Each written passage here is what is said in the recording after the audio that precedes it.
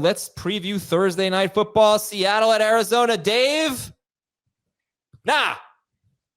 All right, I got a lot of stats for you. Stat of the game number 1. I know if Jamey laughs, it was legitimately funny. He's a tough critic of mine. Not a tough critic. He holds me to a high standard with I do. Hold you to a high standard. Yeah. Seattle at Arizona. You didn't get my 6-7 joke yesterday. Keith would have got it. What was the joke? I'm not telling you. You have to figure it out for yourself. Everybody who knows it liked it. Someone wrote in about it, and I was like, wait, what was the joke? I don't even get it. And he didn't respond. You said, well, you're going to say it again. Talk about Kyler Murray. I will eventually. Okay.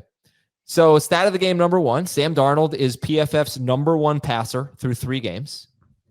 And he's 3rd in yards per attempt. And so far this year, the Cardinals are seeing an average of 47.3 quarterback pass attempts per game, most in the NFL. So that'd be cool if we could get that kind of volume. Stat of the game number 2, look at these two teams. They haven't played each other yet. They've only played 3 games, but they've actually played 2 common opponents. And Seattle is 5th in points per game and 9th in yards per play. Arizona is 23rd in points per game and 24th in yards per play. Seattle's just been so much better offensively than Arizona. And stat of the game number 3 is that both Marvin Harrison Jr. and Trey McBride have seen a pretty considerable drop in their target per route run rate just for 3 games this year compared to a full season last year. Call this a trend to watch instead of a concern, but especially with Marvin Harrison Jr., his target per route run rate is something like 16%. It's just way too low. Is Kyler's scramble rate up? Well, his rushing is up. So his rushing is up. Let me look at his scramble rate from this year versus last year, because if he's dropping back and they're running routes and then he's taking off. He's averaging 2 more carries per game this year than he did last year. His scramble rate this year is 30.6%, which is 4th in the NFL. And I'll see what it was last year. Okay. All right. So anyway, Sam Darnold playing very well. Does anybody want to start him? He hasn't scored 21 fantasy points yet in a game, but that's largely because of pass attempts. Does anybody want to start him this week? There's a handful of quarterbacks that are very intriguing this week, and he is in that group with Tua Tagovailoa with his matchup against the Jets, Tyrod Taylor, assuming he starts with his matchup against the Dolphins, Bryce Young with his matchup against the Patriots. Like there's just these guys that you could see a path to success. I know for me in a few leagues where I don't have Joe Burrow anymore and streaming the position, like I'm waiting out Mariota, and almost in every league, those guys are the fallback options. Okay. So even without McLaurin, you're going to take Mariota over Darnold. I would, yes, just based on his running ability. And I think, like, what was that number you said for Arizona in terms of pass attempts? I had it at 47. Am I crazy?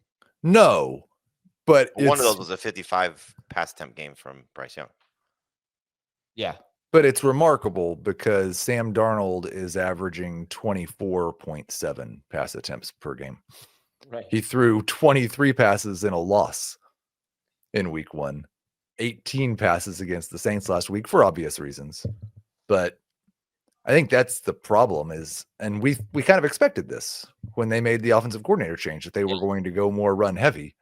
Yeah. You can be really, really efficient, but if you're throwing kind of like the Vikings so far, if you're throwing 25 passes a game, it doesn't really matter. Yeah, so forget about him. I understand he's a low-end starter, but he is playing well. I just wanted to point that out. Yep. And every quarterback against the Cardinals so far has thrown 41 or more passes. So it's Ken Walker versus Zach Charbonnet. Zach Charbonnet's been listed as a full participant. So I'm sure everyone will start Ken Walker, even though he had an inefficient day, if Charbonnet's out. That's an easy one. If Charbonnet's in, Heath, what are we doing with the Seahawks running backs against the Cardinals, who have been pretty good in terms of yards per carry, but they are giving up a lot of fantasy points to running backs? So I was looking at the rankings this morning just to see kind of where we had guys, and I think like we haven't ranked Charbonnet yet, but I think Dave may be ranking Walker as if Charbonnet is going to play, because he has him at RB22. Jamey and I have him top 10.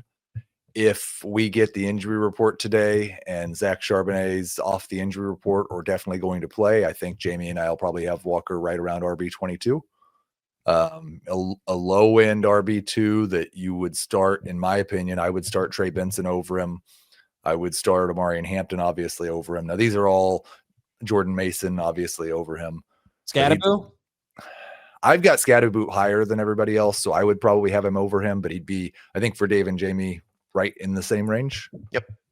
Okay. Okay. Starter sit Cooper Kupp. Obviously, we're going to start JSN. Jamey, how do we feel about Cooper Kupp? Low end number 3 receiver at best. I think just, do we know the status of the Cardinals secondary? Are they healthier?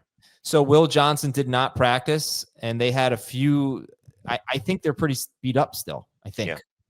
So there's a chance here, and the hope would be is that this game gets a little loose, and that we're seeing a few more attempts for Darnold, and everybody benefits. But I think the fact that Torrey Horton is performing like he has been, and obviously JSN is commanding as many targets as he has been, understandably so, that it's difficult to say Cooper Kupp is anything close to a must-start receiver. So desperation number 3 receiver in my mind. I think the key is whether the quarterback history against Arizona is true or Sam Darnold's true, because the one good game that Cooper Kupp has had is the one time that Sam Darnold threw more than 23 passes. If he's throwing 23 passes and 10 of them are going to JSN, nobody else is going to be good. Right. Yeah. Cooper Kupp, right. That one game against Pittsburgh, 7 catches for 90 yards on 9 targets. Sam Darnold threw 33 passes, as he mentioned. Would you start Cooper Kupp or Io Manor, Trey Tucker? The other 2 guys. I've got it. Tucker, Kupp, Io Manor. Okay. Someone's asking in the chat, Kupp or Diggs? Kupp. Okay. Over to the Cardinals. Starter sit Kyler Murray. I would sit him. I want to sit him as well. Yeah, I feel like most people are going to be sitting Kyler Murray. He just hasn't had that big. He could have had a pretty big game last week.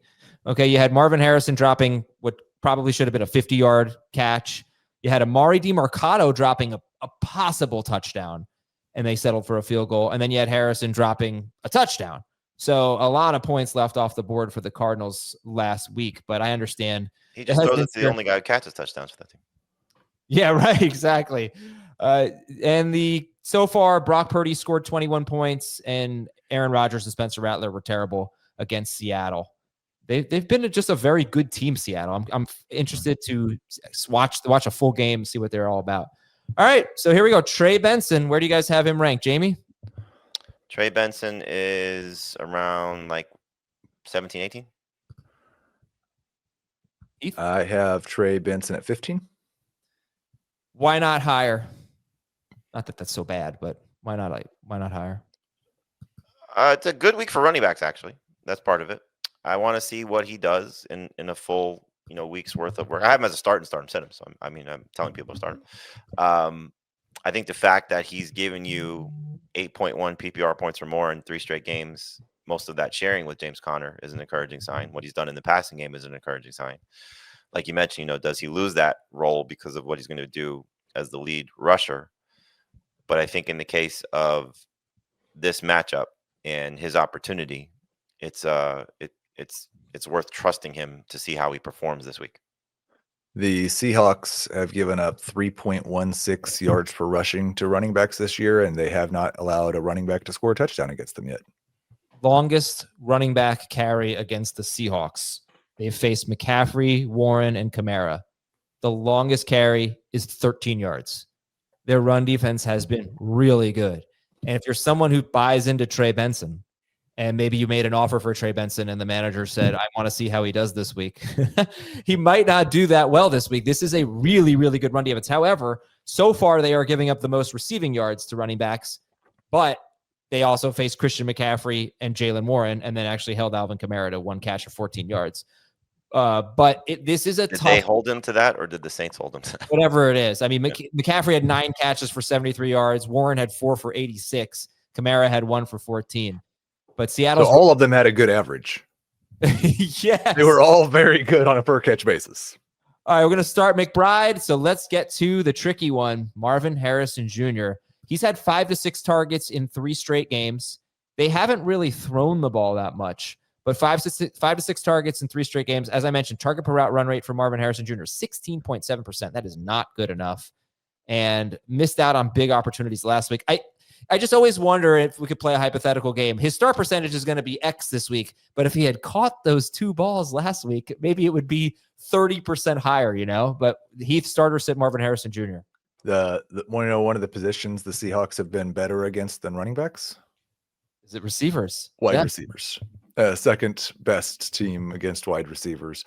I think so far, and I get this question for Dynasty, and I'm not ready to say this for Dynasty yet because I'm hopeful there's a bright future ahead for Marvin Harrison. But so far, he is what he is and what he has been. He is the quintessential boom bust number 3 wide receiver. He might finish as a top 12 guy with a long touchdown, and he might finish as an outside the top 40 guy.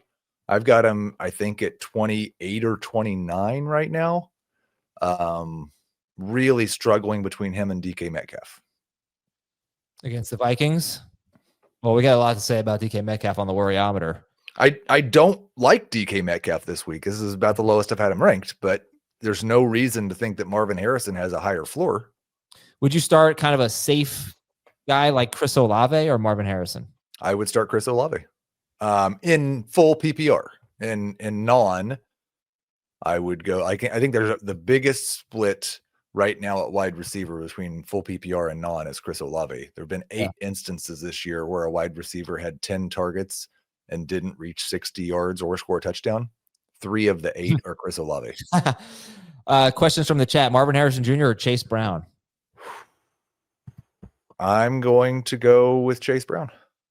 Marvin Harrison Jr., Io Manor or JMO? Pick 2. So Marvin Harrison Jr. and I might go Io Manor. I probably would take the guys I drafted in the 5th or 6th round or whatever it is. Marvin Harrison. JMO, as much as anybody on that Detroit team, worries me against the Browns because I don't know how they're going to have enough time to get him deep. It only takes 1 play, I think. It does. Right? Yeah. No, the Browns obviously are incredible. The Seahawks actually have allowed 9 completions of 20 or more yards, which is a lot at this point, but only 4 of them were to wide receivers, and 3 of them were to Ricky Pearsall. They are also getting healthier in their secondary. Well, we'll see. We have to check their practice report because they had 3 guys who missed last week's game starting in their secondary, and they were listed as limited yesterday. So that's definitely something to watch. Start McBride. Do you like the Seahawks DST, the number 1 DST so far? I need take a look at my DST rankings. I think they are a start. Start them over the Rams? I do have them ahead of the Rams. Ahead of the Eagles at the Bucks? I have the Eagles ahead of both of them. All right. All right, we're going to take a break. By the way, Jamey just stepped out briefly, if you're wondering why I haven't been including him.